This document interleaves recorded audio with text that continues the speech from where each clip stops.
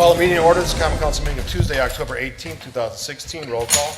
Alderman Kirkowski is excused. Alderman Bekavich. Here. Verhaelen. Here. Tillman. Here. Gale. Here. Guzekowski. Here. Pledge of Allegiance. Pledge allegiance to the flag of the United States of America, to the republic for which it stands, one nation, under God, indivisible, with liberty and justice for all. Item 3 is the approval of minutes of October 4th, 2016.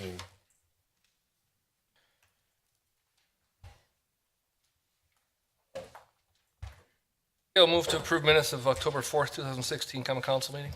Guzekowski, second. Roll call. Alderman Verhaelen. Aye. Tillman. Aye. Gale. Aye. Guzekowski. Aye. Bekavich. Abstain. Under presentations, item 4 is a presentation from developers Blair Williams and Sean Phelan of Wired Development, and they'll provide an update on the various phases of their outstanding development at Drexel Town Square. Through tonight. We're very pleased with where we are today and where we think we'll be able to continue going forward in the future. As we stand here today, the first of the two buildings, the building located on the west side of Main Street is open. We have residents living there. We have 2 residents living there right now, 2 more getting ready to move in. We also have a number of our retailers open for business. Bel Air Cantina is full right now. If you put your name on the list, they'd be willing to get you a table as soon as this meeting's over. We also have Chocolate Factory open for business. They also had a line tonight before we came over here. Forward Dental, Martinizing, and Roots Salon are all open for business in that building as we speak. Mode, which is a clothing salon, will start their build out here pretty shortly. We expect that they'll open sometime around the first of the year. On the other side of the street, excuse me, in the east building, Pizza Man is full guns blazing in their build out over there. Moving very effectively towards an opening, Sean, we think probably November sometime. Yeah, so we think end of November. We also have Performance Running Outfitters on the verge of opening. They're on the north end of that building. Gigi's Cupcakes is moving rapidly towards their opening. They're on the far east side of the building on the L. And then we also have Lila's Nails working towards being able to start working towards their build out so that they can open as well. We anticipate that the both buildings will be open with occupants well before Christmas time, and we expect to be largely filling out as we move forward. Inquiries have been very strong on the residential side. We were not able to open a model like Emerald Row was able to early in their process because of their ground floor apartments, so they were able to provide access for folks with disabilities to that model unit, which gave them the ability to open one. We were dependent upon an elevator and an occupancy permit to be able to open a model unit and take people through the building. About 30% of our inquiries are coming from folks out of the area, meaning not even necessarily from the Milwaukee area, which is not surprising. I think that we're enjoying a moment now where when you look on the map, Oak Creek makes all the sense it's always made in terms of proximity to transit on the freeway, to the airport, to downtown. And today, with what the city has been doing and with what the development community has been doing here at Drexel Town Square, the story has actually become truly compelling. The reactions we're getting to the apartments are extremely positive. Any of you who have not had a chance to see it, I would absolutely invite you to reach out to us anytime. We'll take you on a personal tour and you can see what we've done with those apartments. The next step for us, beyond achieving occupancy for all of the spaces in our buildings, will be to start our next phase. We anticipate closing on the land to the north, located on Drexel on either side of Main Street, sometime over the course of the next month. Then we would start construction on our first building. The Planning Commission has previously approved a 4-building development across those 2 parcels of land. It's really technically 3 parcels of land. The first building will be located on the corner of 6th and Drexel. That building is a 4-tenant building. We're very close to signing leases, though we can't share names yet, with 3 tenants for that building. And then the other buildings on that parcel to the west of Main Street, there are two buildings. One we have earmarked for a restaurant. The other would be mixed retail. And then finally, a 10,000 approximately square foot building located on the east side of Main Street, running kind of the long way to frame out the block for Main Street. We're very proud of what everyone collectively has accomplished so far, and we look forward to moving forward in the future and finishing out Main Street and getting those 4 city blocks fully developed and contributing to this new community. City Administrator?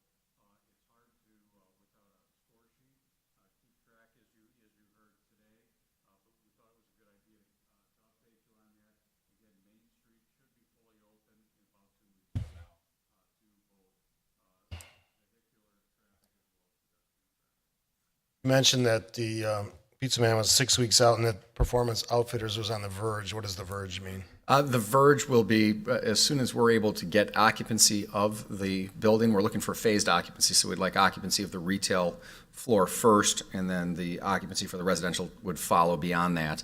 As soon as we're able to gain occupancy for those tenants, then each tenant would go through their own occupancy inspection process. The place in which Performance Running has progressed so far, they're almost ready to go for their occupancy, or will be very, very shortly upon us knowing that we can get occupancy for that first floor. They would inventory up and open very, very quickly after that. So I would anticipate before Thanksgiving for sure, and even much earlier than that if we meet our hopes and expectations for occupancy as soon as this week. Cool. Questions? Alderman Gale? Sorry, can you tell me what's your construction kind of schedule again for your outbuildings or your direct slab? Our goal and expectation is that we'll be starting construction for the building at the corner of 6th and Drexel in about a month is when we would start to potentially move dirt and do some of the things that we need to there on an infrastructure basis. The other buildings would almost certainly follow no sooner than Q2 next year once we get into the spring thaw. So you're going to do them one at a time, Blair, or are you expecting them to be under construction on those three buildings? The market needs to help us determine that answer. What we anticipate is that the level of activity we're seeing right now in Main Street in terms of the number of folks coming and being patrons to those retailers, if that continues at the pace it's at, with the additional progress that's being made with the hotel construction, the announcement for Rick Barrett's additional units, his strong occupancy at Emerald Row, we believe that the story for the market is compelling. We do think that we'll get strong interest from a variety of retailers for those buildings. As soon as the buildings become approximately 60% leased, we will move towards construction. We anticipate that we'll be moving towards construction documentation to facilitate pulling a building permit, so we can pull a permit the moment we have the tenants in line to occupy those spaces. Other questions or comments? Yeah, I got one. Alderman Bekavich, then Alderman Guzikowski. Blair, regarding the business signage down Main Street at planning, we've had quite a bit of miscommunication as to what is required as per our Drexel Town Square plan development use with signage versus what the tenants are coming in with. We need that kind of ironed out as you go through with these tenants, because they will, sooner or later, one of them is going to get bounced. And we've been working with them pretty diligently, but sooner or later, we ain't going to be able to accommodate what's being and I appreciate that. I do think, and Doug is here, I believe we now have a fully finalized master signage criteria for Main Street. that staff can use to assess the appropriateness of any signage application that is presented by a tenant. And it actually controls beyond the DTS MUPDD document. And Doug, maybe you can nod or speak to this, but I believe we've now got the system set up so that staff is able to review those and make recommendation to the commission. Thanks. Yes, we do have that, and it's proved to be a very helpful document. But that's still not going to alleviate cases of variances coming before the Planning Commission. Each of the tenants has the ability, if they choose to avail themselves of that, of appearing before the Planning Commission if they feel that there are extenuating circumstances which require them to go for a variance. So that's not going to eliminate the variance process, but it should reduce it quite a bit. I understand that, and I'm not talking so much the variance as some of the square footages are being Right. far exceeded, and signs are pre-made, and it's a cost not only to the business, but to our staff. Yeah, we certainly encouraged some early communication with possible tenants about what those actual requirements are. And it's even more important now that we've got some physical context for those signs that we hold to those standards. Thanks, Don. Alderman Guzekowski. Alderman McCabe took the words right out of my mouth. I had a number of sign appeals. Seems to be an inordinate amount of appeals that we've had, but it's all taken care of. So There was just some Good to go. miscommunication at the beginning of the process. I think we're good. Yeah. And to be honest, the signs look amazing on the ones that I've seen. So. Signage is always complicated. Alderman Gale? Sorry, Blair, I forgot to ask. Your closing, Blair, involves the entire frontage, or are you piecemealing your closing? We're closing on all of the parcels. Anything else? If I may make one last comment, I believe this will be the very last time that I present to this body or any other city body with Mr. Peterson sitting in this chair that he's sitting in now. And I just want to, on the record, thank Jerry for his service to the city of Oak Creek and the level of partnership he's provided to us. And I say this with all sincerity. It is exceptional the way that the city has partnered with the private sector on this development, and the leadership both at the elected official level, but very importantly with Jerry Peterson and his staff, has been nothing short of tremendous. And I'd like to thank you formally for having the opportunity to work with us. Thanks for the kind words. I agree completely. All right, moving on to new business. Under item 5 is a consideration of ordinance number 2827, amending section 3 of ordinance number 2788. It relates to the salary for the position of police chief effective October 1st, 2016. Mayor? Alderman Tolman. I'd like to see number 5 held. Typically, that goes to personnel, and we haven't seen this yet. Okay. As far as retroactivity and pay, that's not an issue. We do that all the time, but I think personnel would like to look at this. I was under the impression it was going to be at personnel, so we'll hold that until it comes forward at the next meeting. Thank you. Sound good? Okay. All right, so item 5 is held. We'll move to item number 6, which is a consideration of resolution number 11752-101816. It would establish GASB statement number 54, which relates to fund balance reporting and governmental fund type definitions.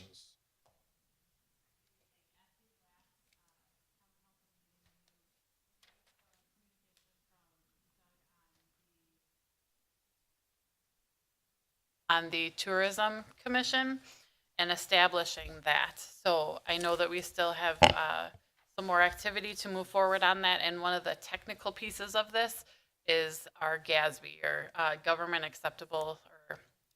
Accounting Standards Board, that puts out this regulation about 4 years ago regarding our special revenue funds. So when we create a fund on the record, we need to explain what that purpose of that fund is and how the dollars within those funds are held.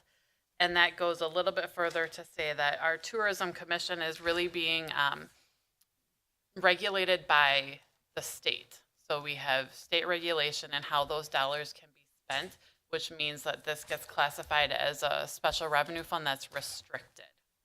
So that's simply the resolution that you have in front of you has been updated 3 times now since being in existence, and the only difference for this resolution is adding number 11, your Tourism Commission fund, under your special revenues. Okay, thanks for the clarification. Questions or comments from the council? Seeing none, motion on 6. Yeah, we'll move to approve resolution 11752-101816, establishing GASB statement number 54, fund balance reporting and government fund type definitions. Guzekowski will second. Roll call. Alderman Toman. Aye. Gale. Aye. Guzekowski. Aye. Bekavich. Aye. Verhaelen. Thank you, gentlemen. Item 7 is a consideration of resolution number 11753-101816. It would accept the 2015 finance statement and auditor's report as prepared and presented by Baker Tilly Virchow Kraus LLP. City Finance Director. Last month, our auditors from Baker Tilly attended the Finance Committee meeting and gave a brief presentation on the 2015 audit and where we ended. We've taken that course over the past few years and then have brought the audit to the Common Council for acceptance. I can give a very brief synopsis. We actually looked at some of those numbers on Saturday during the budget workshop. But for the public, we ended 2015 with adding $112,000 to the general fund balance. Our unassigned portion of our fund balance is 15.5%, which is within our fund balance policy range of 15 to 25%. So with that, I'm not sure if the Finance Committee Chair has any additional comments relating to this topic. Member McGill. No, we had, our Baker Tilly was in for, I forget how many years we've seen those. Continuity we felt was an important consideration there. We enjoyed their presentation was very thorough. Their findings had a couple notations which were noted in our operations and moving forward. Do not feel they were going to be ongoing issues for the city, and felt very comfortable with their presentation. They cited what they, I believe, termed a clean audit, and they felt very comfortable with the city's financial operations moving forward. I have a audience member, Arden Degner, who would like to speak on this item. Arden Degner, 8540 South Pennsylvania Avenue.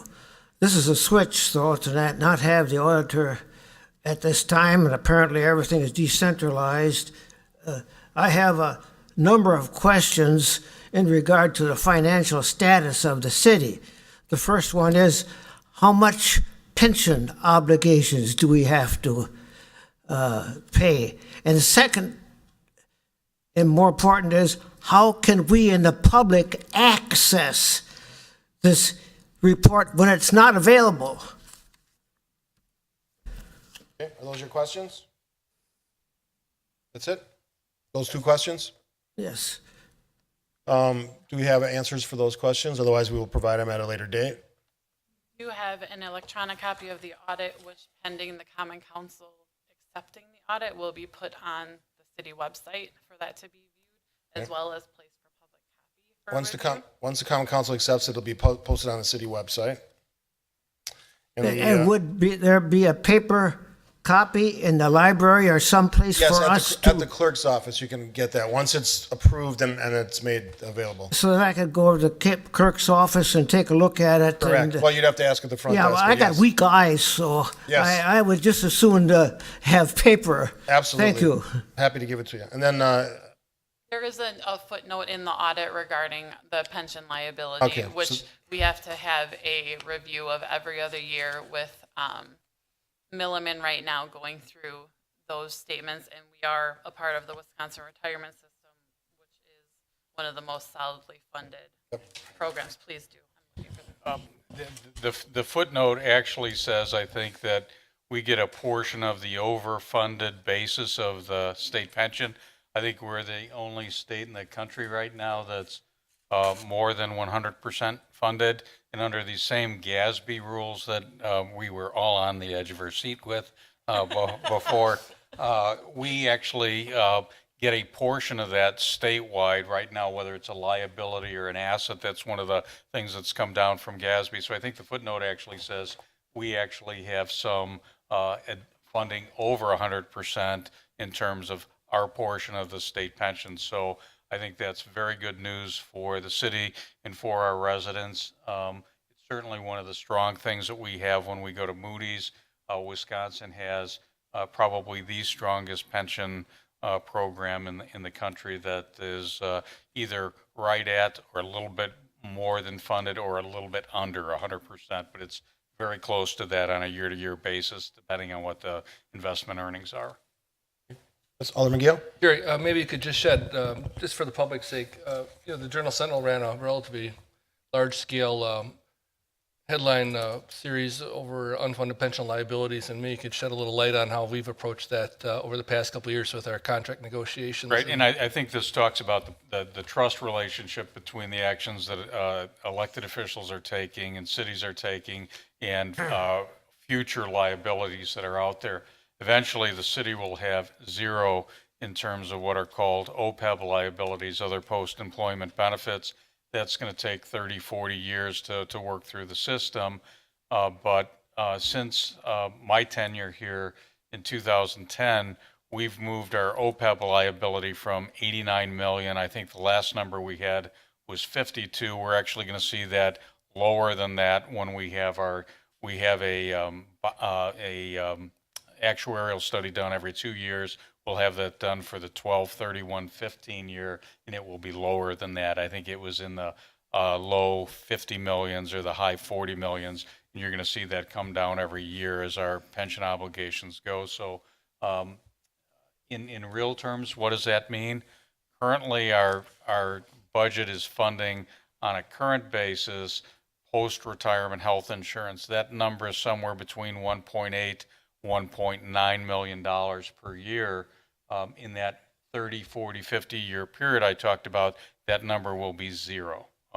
And depending on the actuarial changes with the lives and people who are on and off, that'll reduce over time. We're looking at that closely to see if that's got any budget bridging opportunities in the near term, and the answer is no. In the longer term, it does. But we made that a significant part of our bargaining strategy with our labor unions and inside the building staff in recent years. Absolutely, and I think it's really an important point for the public to know, and I think it's part of the trust relationship that we don't have promises now that have some payment in the future that somebody else has to fund. This council, I think, has done a very good job of actually reducing those future payments and promises, and I think that certainly benefits the community, and I think ultimately puts the city in a very good position from an economic development standpoint. When you're thinking about it, when communities are going to have to pay those kinds of dollars for things where they're not providing services, and at some point we aren't going to have those obligations, that's really going to put future councils in a very good position to be competitive with other places. So I think it's a very good long-term strategy. And like you said, a lot of cities have not put themselves in that position, and we had to make some tough choices. Anything else on 7? Motion on 7. We'll move to approve Resolution 11753-111816, accepting the 2015 finance statement and auditor's report is prepared and presented by Baker Tilly Virtual Krause LLP. Guzekowski, second. Roll call. Alderman Gale. Aye. Guzekowski. Aye. Bekavich. Aye. Verhaelen. Aye. Tillman. Aye. Item number 8 is a consideration of resolution number 11754-101816. It would authorize the services of Baker Tilly Virchow Krause as the city's auditing firm for the fiscal year ending December 31st, 2016. Bridget?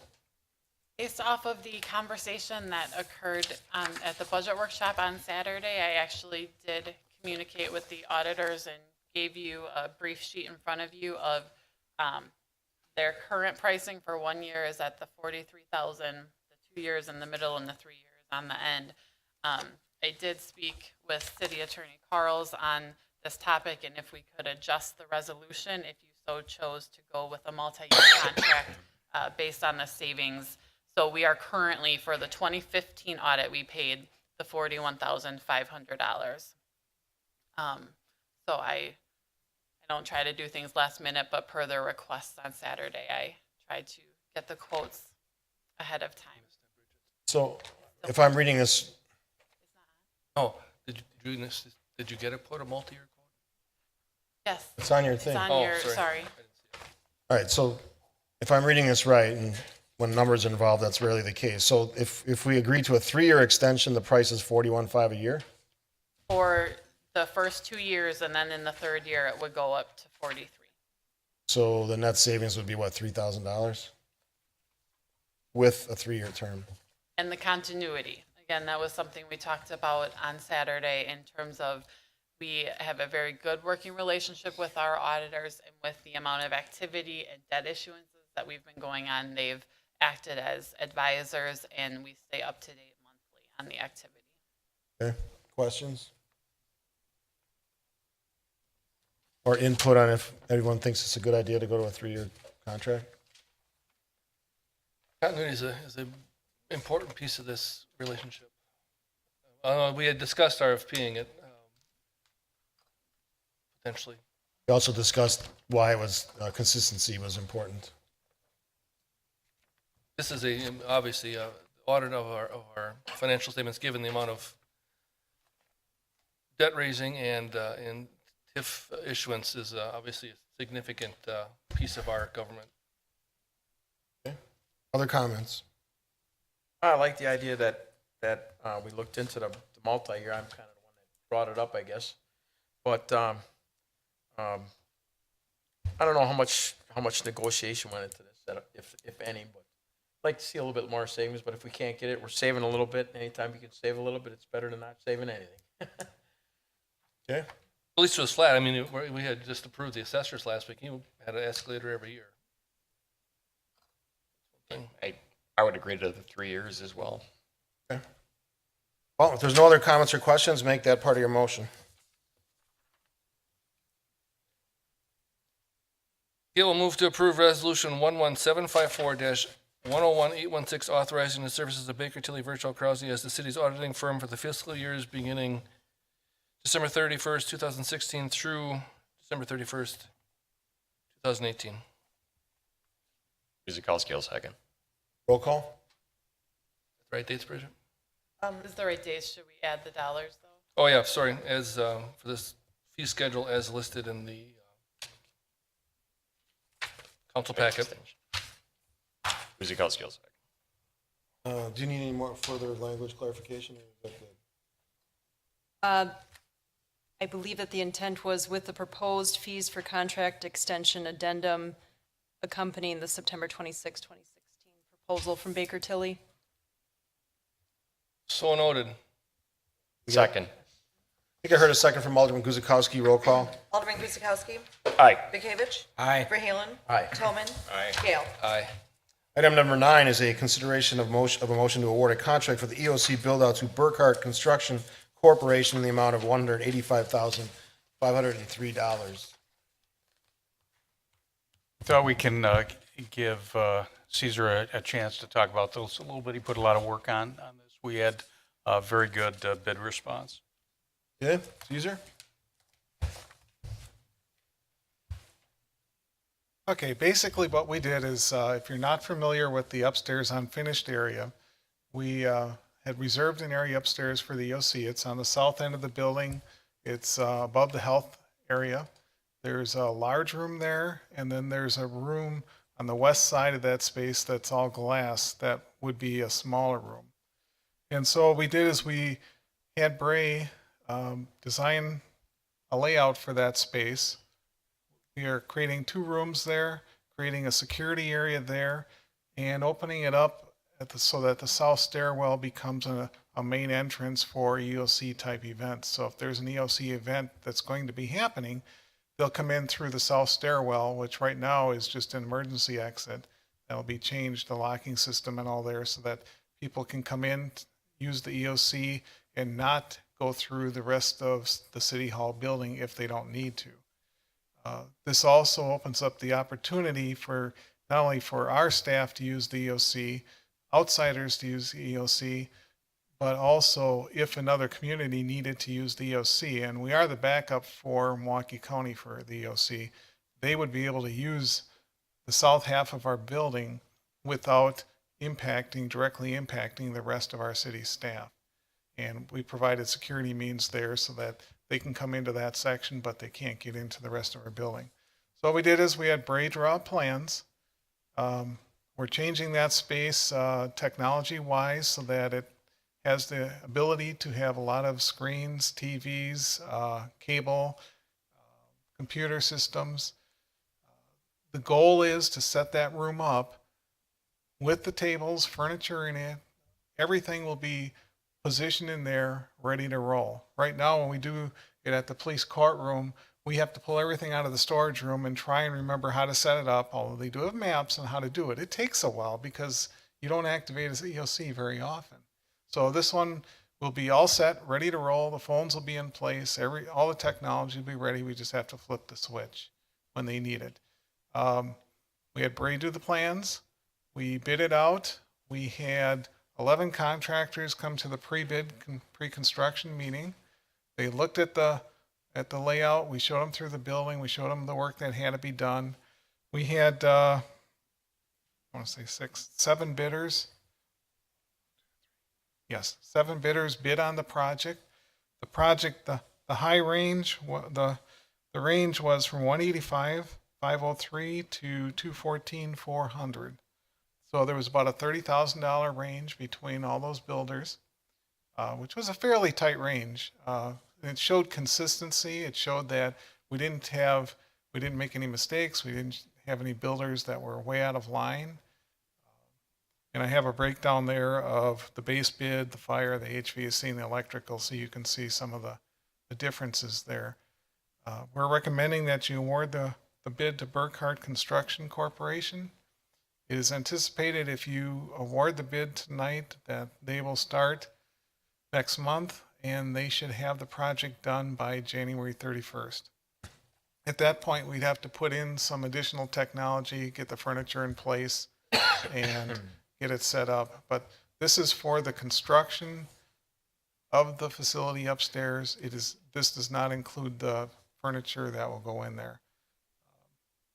It's basically one large room in the center on the southeast corner of the building, and then a conference room on the west side, the southwest corner of the building. Questions? Is the furniture going to be a separate bid? Or? You've already approved it. We did? We've already ordered it. So just so that you know what the layout is, there's a kind of a executive conference room there.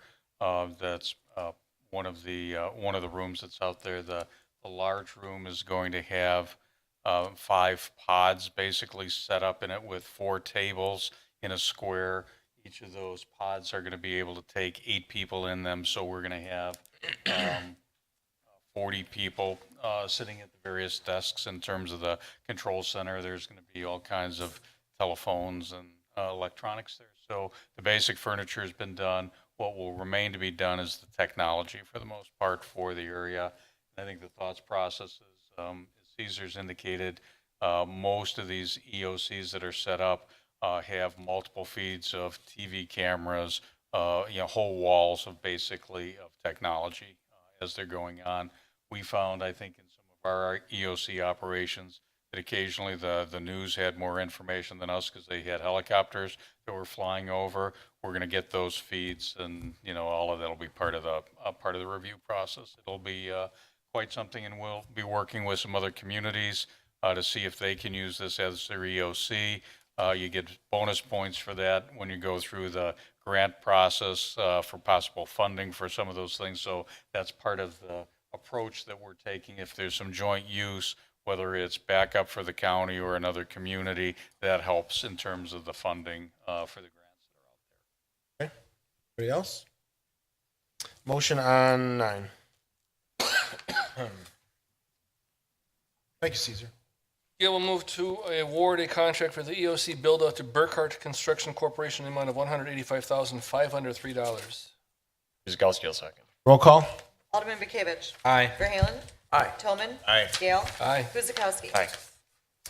Item 10 is a motion to approve the vendor summary report in the amount of $1,025,143.26. Just to note that item numbers 1, 5, and 9 are all annual payments as part of our developer agreements. Okay. Questions?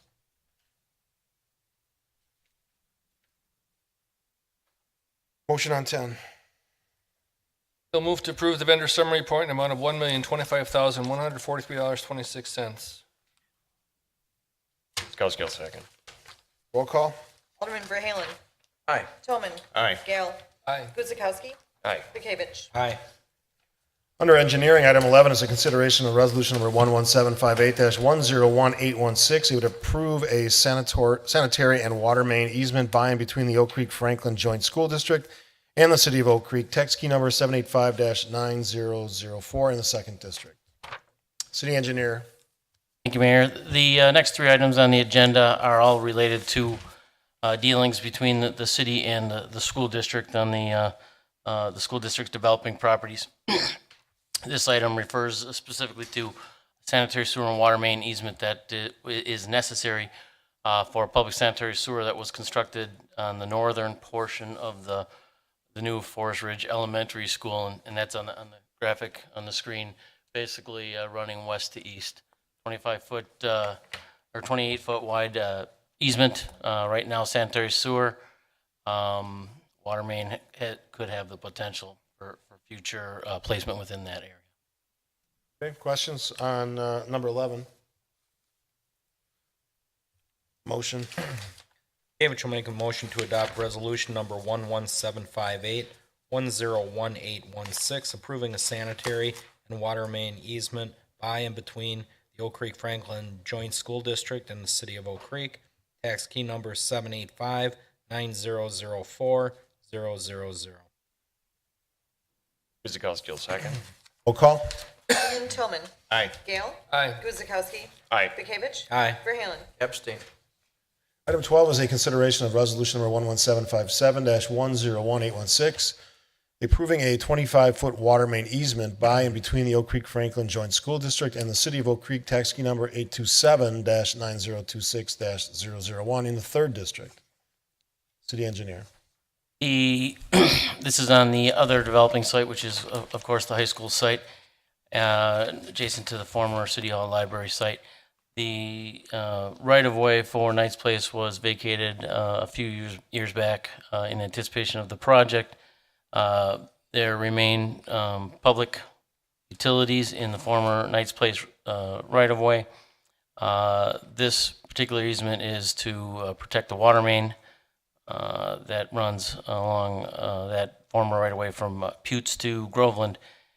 Thought it was important to get this within its own easement due to its proximity to the proposed covered walkway that's going to cover the from the new building to the existing high school. Okay. Questions? Motion on 12. Bekavich will make a motion to adopt resolution number 11757-101816, approving a 25-foot water main easement by and between the Oak Creek Franklin Joint School District and the City of Oak Creek, tax key number 827-9026-001. Guzekowski will second. Roll call. Alderman Gale. Aye. Guzekowski. Aye. Bekavich. Aye. Verhaelen. Abstain. Tillman. Aye. And the last item of the school-related items is item 13. It's a consideration of resolution number 11759-101816, approving an amendment to access easement and termination of temporary city easement area and temporary district easement area by and among the City of Oak Creek, the State of Wisconsin, and the Oak Creek Franklin Joint School District in the third district. I will give a very simplified explanation of this, and City Attorney Carls may want to add to it, but in essence, as that Knights Place was vacated and the roadway pavement remained in place, there was an agreement that there were some permanent easements put in place and some temporary easements. The permanent easements were on the northern portion of that former right-of-way, temporary on the southern. And that was to preserve access for people getting to the high school, as well as to City Hall, to City Hall, Library, and the Community Center. Also the Armory and the access to Miller Park. Excuse me. And it was always contemplated then at such time that the school moved, progressed on its project that the temporary easements, the southern portion of that, would be vacated. And So that's basically what's happening with this action here today. Do we have a timeline when that road gets closed and all that stuff happens, all that construction? They're moving along on their project. They expect to be open for the 2017 fall semester. So next summer, you're going to see that being altered. Okay, thank you. Any other questions? Do you have any addition? Sure. Thanks, Mayor. I think there's additional background in the council report. I think it was very well done. I think the bottom line is that this is a culmination of a long time, a lot of efforts coming between the school district, certainly, and the city in terms of this and the two prior items on the agenda. Frankly, staff has been meeting with the school district on somewhat of a regular basis over the past many months to try to help to make these pieces be finalized and to facilitate the school district's projects. And I think my comments are twofold. Just appreciation to get to this point, these matters, and good cooperative effort with the school district, certainly, and city staff, some of whom aren't here. Yeah, thank you. Nothing else, a motion on 13. Bekavich will make a motion to adopt resolution number 11759011816, approving an amendment to access easement and termination of temporary city easement area and temporary district easement area by and among the city of Oak Creek, the state of Wisconsin, and the Oak Creek Franklin Joint School District. Guzekowski will second. Roll call. Alderman Guzekowski. Aye. Bekavich. Aye. Verhaelen. Abstain. Tillman. Aye. Gale. Aye. And item 14 is a consideration of resolution number 11760-101816. It would approve a temporary limited easement agreement by and among the city of Oak Creek and Walden OC LLC, project number 15023 in the second district. Mike? This is related to the Phase 2 of the 20th Street project, or also known as the South IKEA Way road extension. And the adjacent property owner, which is Walden OC LLC, has been accommodating to the project. There is a need for to cross that property with a temporary access road to access the site and begin the road construction, which will be happening here the beginning of next week. There's a couple other purposes for this easement. It's also to accommodate some side sloping that has to happen as we construct the road and then slope down to existing grade. And it also does provide the potential for a staging area for our road contractor. If he has equipment or has to stockpile materials and excavated soils. So property owner's been very accommodating. There is no cost for the use of this land. Okay. Questions? Motion. Bekavich will make a motion to adopt resolution number 11760101816, approving a temporary limited easement agreement by and among the city of Oak Creek and Walden OC LLC, project number 15023. Guzekowski will second. Roll call. Alderman Bekavich. Aye. Verhaelen. Aye. Tillman. Aye. Gale. Aye. Guzekowski. Aye. And the last item under engineering is item 15. It's a motion, consideration of a motion to enter into a contract with R.A. Smith National, Inc. for construction, survey, staking, and South IKEA Way, Phase 2, for an estimated contract total of $31,500. Project number 15023 in the second district. This is again related to the IKEA road extension project. R.A. Smith has submitted a proposal to do the construction staking for the construction that's going to be underway here very soon. They've presented a submittal number of $31,500. We've looked at that. We think that that's a fair number. It compares with the number that they provided in the Phase 1 and the staking of the project, which was about $17,000. This length of roadway is about 54% again greater the length than Phase 1, and will require quite a bit of staking. There's a couple of retaining walls. There's signals at the 20th and Drexel intersection, and along with some medium modifications. And this also is a boulevard section, so more curb, more storm sewer. So we do think that it's an appropriate figure based on what we've seen was required for the phase one. Okay, any questions? Motion on 15. Bekavich will make a motion to enter into a contract with R.A. Smith National, Inc. for construction survey staking on South Akia Way, Phase 2, for an estimated contract total of $31,500. Project number 15023. Guzekowski will second. Roll call. Alderman Verhaelen. Aye. Tillman. Aye. Gale. Aye. Guzekowski. Aye. Bekavich. Aye. Under License Committee, Alderman Kirkowski's not here, so I'll hand it off to Alderman Gale. Item 16. Thank you, Mayor. License Committee did not meet prior to tonight's council meeting. Recommendations are as follows. Move to grant an operator's license to the following individuals as listed. Favorable background reports were received on all 5. Guzekowski will second. Roll call. Alderman Tillman. Aye. Gale. Aye. Guzekowski. Aye. Bekavich. Aye. Verhaelen. And finally, under miscellaneous, item 17, it's a motion to convene in a closed session pursuant to Wisconsin State Statute, section 19.851G, to review a claim submitted by Terry R. Meyer regarding an injury sustained at the Oak Creek Recycling Center on May 28, 2016. Alderman Gale. Mayor. Gail will move to convene in a closed session to pursuant to Wisconsin State Statute, section 19.85, sub 1, sub G, to review a claim submitted by Terry R. Meyer regarding an injury sustained at the Oak Creek Recycling Center on May 28, 2016. Guzekowski will second. Roll call. Alderman Gale. Aye. Guzekowski. Aye. Bekavich. Aye. Verhaelen. Tillman. Aye. This time we'll go into closed session. We will return to the council chambers and go back into open session immediately following. Gail moves to reconvene in open session. 12 seconds. 1 seconds, roll call.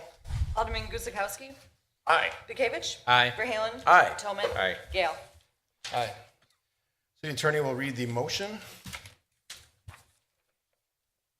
It is a motion to grant the claim submitted by Terry R. Meyer regarding an injury sustained on May 28, 2016, in the amount of $2,385.05 upon her signing of a full release and settlement of all claims in this matter. So moved. Roll call. Can I have a second? Second. Second. Yeah, you missed a second. Tolman second? Roll call. Alderman Bekavich. Aye. Verhaelen. Aye. Tillman. Aye. Gale. Aye. Guzekowski. Aye. Steve. Yes. Alderman Gale. So, obviously, last meeting, our illustrious city administrator will be with us for. We just want to take the opportunity with the audience and Illustrious, I like that. thank you for your efforts over these past 5 or 6 years, whatever it is, Terry. It's been a tremendous journey. Your input and your contribution to the cause has been extraordinary, and we appreciate everything you've done. I want to add. Hold on, you got to go last. I want to add something. Alderman Tolman. Andrew, your incoming replacement will be my 5th city administrator. And I'll tell you, the work volume that you've accomplished over your tenure, 6 years now, I believe, is just incredible. And, attending meetings, personnel, bargaining sessions, finance, you know your stuff, and what's incredible is how much of it's in your head, and you can refer to that, and there's time after time, you don't work off of notes, and that just never ceases to amaze me. So thanks for your service, Terry. It's been a pleasure.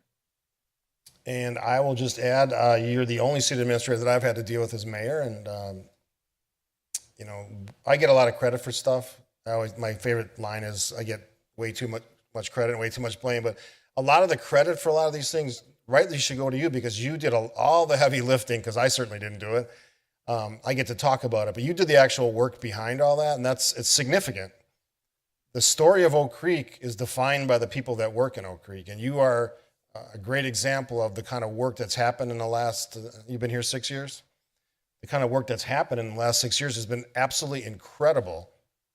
And that story is one that people are going to remember for a long time. So this building, this development, other developments in the city are all wrapped together with the work that you've done in that term. So congratulations on the retirement, and you will be missed.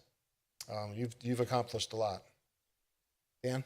Jerry, just to repeat, you've been a professional through and through. Again, you really did lead the city. I appreciate that. I thank you.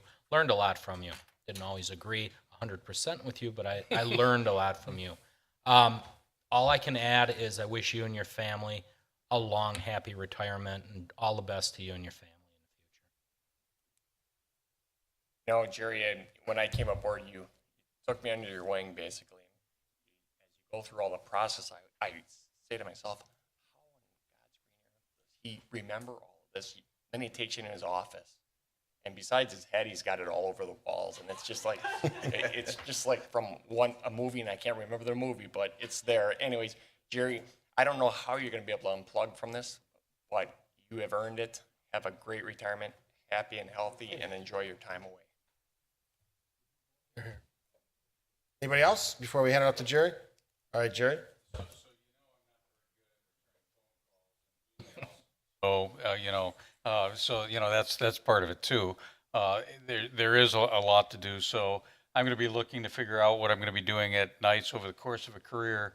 I counted them up. I've been to probably 2,000 of these council meetings, budget meetings, that kind of thing over the course of a year. Seen a lot of people. Oak Creek has had really great projects. I think you all know that that's really what attracted me here. I think you all saw it a number of years ago. I think there's still a really bright future in terms of where it's going. I think that there were key points where the council and the community had some decision points, particularly in how to spend some of the proceeds from a long negotiated, a tough negotiated approval of the We Energy power plant. And there are three ways that the city could have gone with that. And some of you have heard this before. The employees knew where you could spend it, right? The taxpayers knew where you could bring a lower tax rate. And the council really took what I think was the right approach and decided to invest it, and invested it in the future. And if you can't count and believe in your own future, nobody else should either. So you did. You believed you had a strong and good future. I think that was the right move.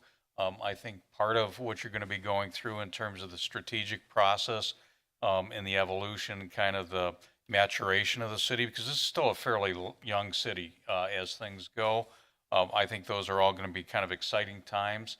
You got to figure out what the next trick or tricks are going to be, what's going to propel you into the future. I think some of those bold decisions go back to people even before this council in terms of, the interchange and so forth. Make sure you continue to think, bold about that. I certainly appreciate the opportunity. A lot of great staff to work with here, a lot of great support overall. So I've enjoyed it. And, like I told my wife, I'm going to stay home with the kids now. And she said, you've heard this before, the kids are all gone. And I said, see how well that'll work for me. So thank you again. Thanks, Jerry. Motion to adjourn. Gavich will make a motion to adjourn. Guzekowski will second. Roll call. Alderman Toman. Aye. Gale. Aye. Guzekowski. Aye. Bekavich. Aye. Verhaelen. Thanks for being here. Thanks for watching on live stream. We will see you next Tuesday at Plan Commission.